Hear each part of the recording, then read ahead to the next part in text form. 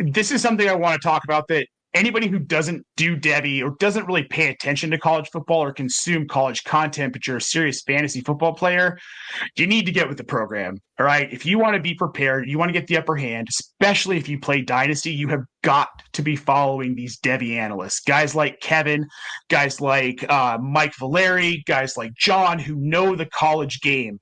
They're going to help you be 1, 2, 3 years ahead of some of the other people in your leagues. And I don't know about you guys. I like winning money, right? Like if I'm going to put money into a league, I want to compete. So I'm going to do everything I can to make sure that I have a leg up. That's what getting into college football will do for you. And that's what getting into some of this Devy format stuff will do. I'll tell you, I'm in the Devy Royale League, which is no longer, but when it was around, that was my initial entry into Devy. And it was a brutal learning experience. I'm not going to lie. It's not something you're used to, but ultimately just so worth it. Eric, you've done a little bit of Devy.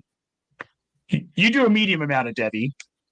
Yeah, a medium to light amount of Devy is probably the best way to put it. But a big part of the reason why I uncovered the platform and felt comfortable enough to jump in there was because of the work of Kevin and the team over at the Devy Royale, right? You were talking, Kevin, about how you take this almost this academic approach, right? Where you have to be adaptive and meet your students or your consumers where they are in terms of their understanding.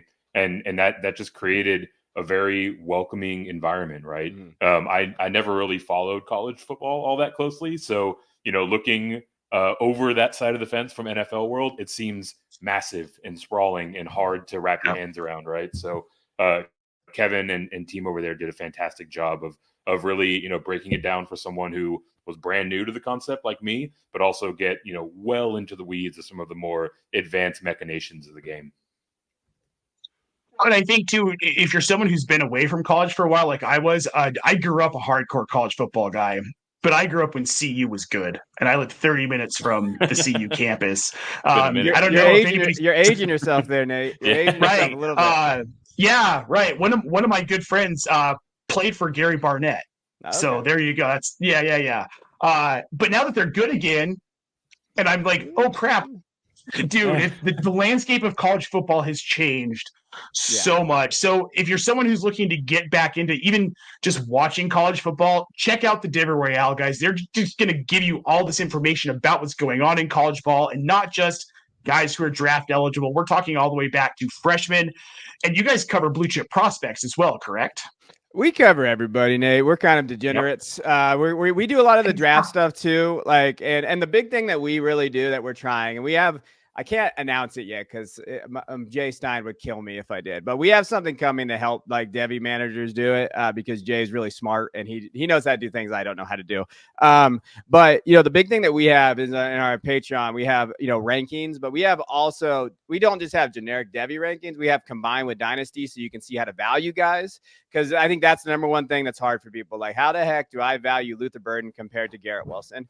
And so what we have done is we have 200, consensus rankings for all the guys that are involved in our Patreon and do our rankings. And you can kind of, garner value. How do you value these guys? Kind of how you go through there. And to your point about Devy, playing one league's fine, and I get not everyone's going to play it, and that's totally cool too. But I will say the one thing that it will help people with, and I really truly believe this, is identifying what sleepers you should be targeting in rookie drafts, because over time you learn the profiles that NFL teams like, and as the offenses shift, because you have to know that stuff when you draft them in Devy in college, because you want the value to increase. So you're looking at small slot guys, for example. You guys, I don't know if you know, Eugene Wilson from Florida is a slot guy that's a stud.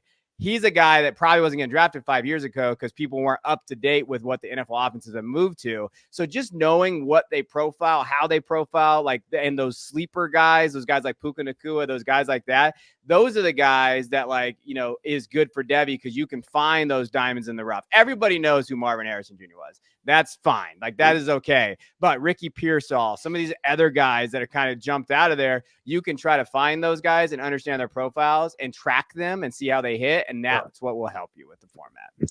Like the Kamani Vidals, the Ray Davises, the guys that not everybody's drooling over, not the Marshawn Lloyd.